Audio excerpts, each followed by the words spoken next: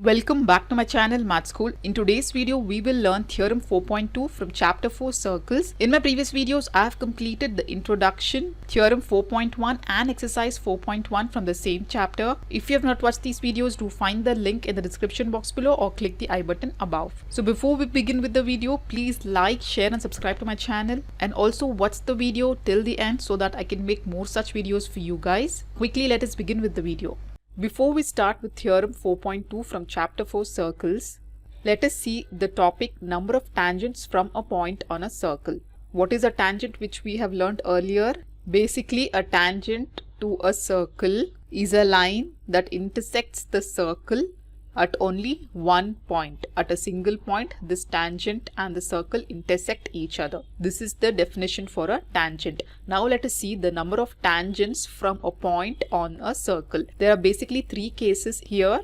The case one is there is no tangent to a circle passing through a point lying inside the circle.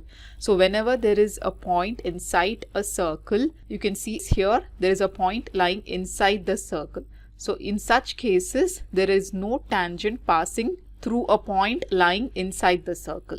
The second case is there is one and only one tangent to a circle passing through a point lying outside the circle.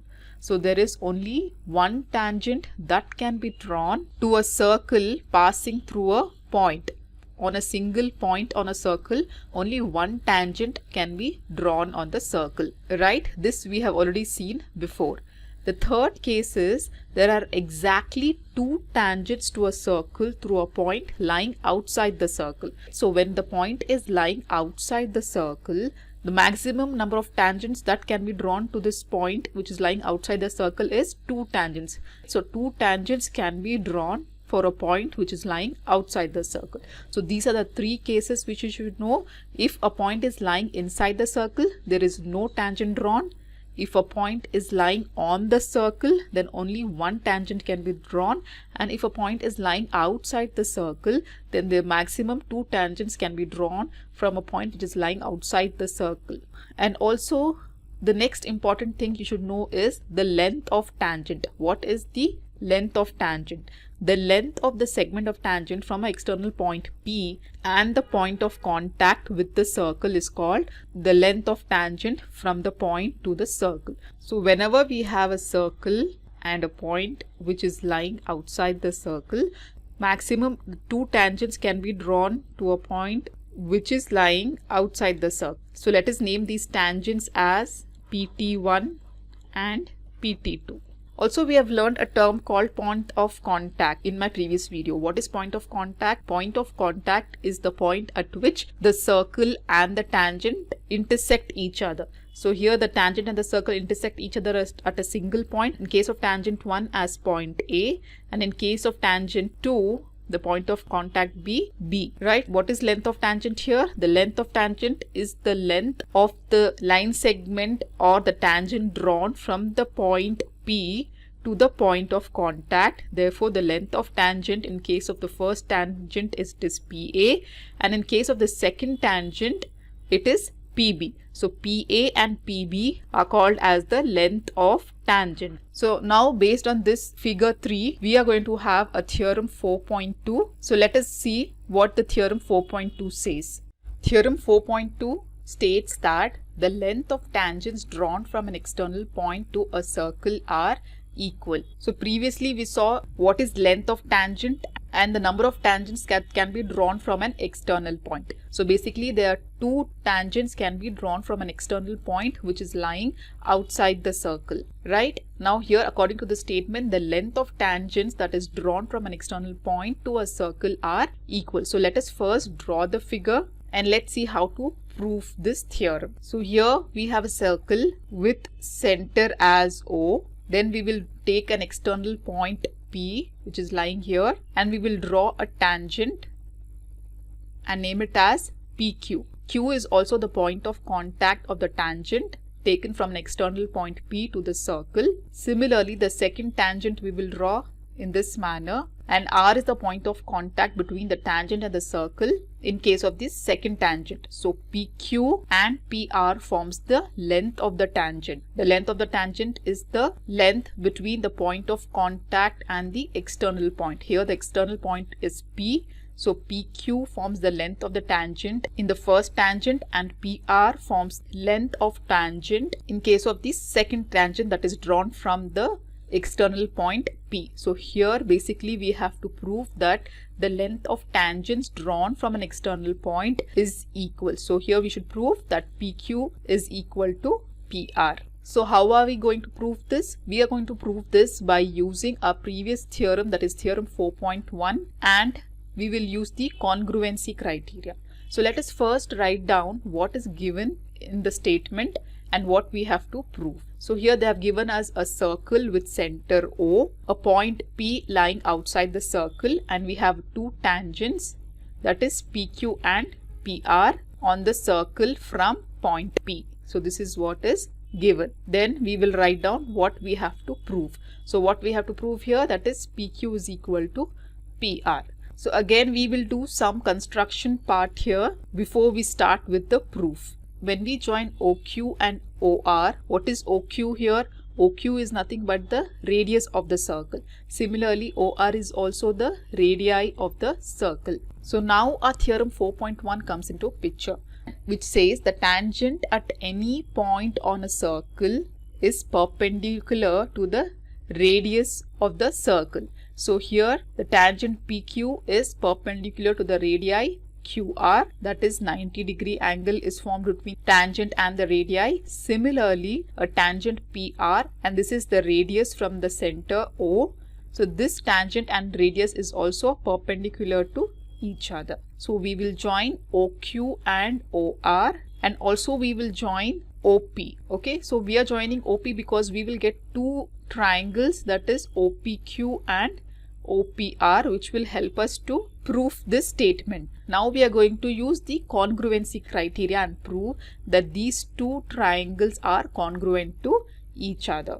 So let us write down the proof now. So we can say that the angle OQP is equal to angle ORP because both angles are 90-degree angle. This we obtained from theorem 4.1, right? So write down angle OQP is equal to angle ORP equal to 90-degree from theorem 4.1. So here you have to write down the statement of the theorem. I'm just writing theorem 4.1 here. So you have to write down the tangent at any point of a circle is perpendicular to the radius through the point of contact. The whole statement you have to write down here. Only then you will obtain full marks for this theorem. Now since these two angles are right angles, then we can say that triangle OQP and triangle ORP forms a right angle triangle because we have a right angle in each of these triangles, right? So therefore you can write down, therefore triangle OQP and triangle ORP are right angle triangles. Okay, now using these right angle triangles we will apply the congruency criteria. So here we will apply RHS congruency criteria. So according to this criteria, R stands for a right angle, H stands for hypotenuse, and S stands for side. So to prove that these two triangles are congruent by RHS criteria, then in both the triangles there should be a right angle, then we should have a common hypotenuse in both the cases, and one of the sides should be equal. In triangle OQP, OQP is the right angle and the side opposite the right angle is the hypotenuse, which is OP. Similarly in triangle ORP, ORP is the right angle and the side opposite the right angle is the hypotenuse, which is OP again. So here we have a common hypotenuse, which is OP, and then you can see the side OQ and OR forms the radii of the same circle. Radii of a circle will always be same when you take in any direction, right? So here OQ and OR forms the radii of the same circle, hence it will be equal. So all these three criteria are met here. So therefore we can say that these two triangles are congruent by RHS similarity criteria. And when two triangles are congruent, then we can say that PQ will be equal to PR the side PQ will be equal to PR because the corresponding part of the congruent triangles will be equal. So by CPCT, that is corresponding part of the congruent triangle will be equal. Therefore, we can prove that the side PQ will be equal to PR. Okay. So let us write down in triangle OQP and ORP. We have OQ equal to OR, that is radii of the same circle are equal. Okay. Then OP will be equal to OP, that is the common side, and also it is the hypotenuse common between both the triangles.